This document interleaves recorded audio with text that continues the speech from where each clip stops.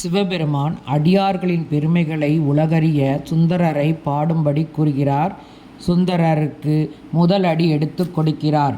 தில்லைவாழ் அந்தணர்தம் அடியார்க்கு அடியேன் என்று பாடு என்று கூறுகிறார்.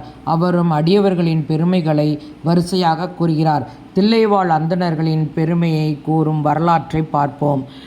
ஒரு சமயம் வைகுண்டத்தில் பெருமாள் பள்ளி கொண்டு சிவன் ஆனந்த தாண்டவத்தை மனதில் நினைத்து அவர் ஆனந்த லயித்து கொண்டிருக்கும் பொழுது ஆதிசேஷன் கணம் தாங்க முடியாமல் இன்று ஏன் கணக்கிறது என்று பெருமாளிடம் கேட்கும்போது பெருமாள் கூறுகிறார், சிவபெருமான் ஆனந்த தாண்டவத்தை ரசித்து கொண்டிருந்தேன் என்று கூறும்போது நானும் ரசிக்க வேண்டும். பூலோகத்தில் வியாக்கரபாதர் தவம் செய்து கொண்டிருக்கிறார். அவருடன் நட்பு கொண்டு நீயும் தவம் செய், உனக்கு சிவதாண்டவம் காட்சி கொடுப்பார் என்று கூறுகிறார். அதன்படி பதஞ்சலியாக அவதாரம் எடுத்து வியாக்கரபாதருடன் நட்பு கொண்டு தவம் செய்கிறார் ஆதிசேஷன்.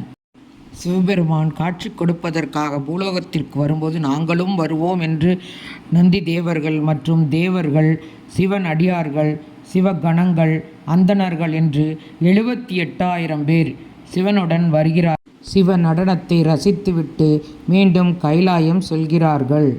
வந்தவர்களில் 3,000 பேர் சிவனிடம் தீட்சை பெற்று அந்தணர்களாக நமக்கு தில்லையில் தொண்டு புரிக என்று கூறி மறைந்து விடுகிறார் சிவபெருமான்.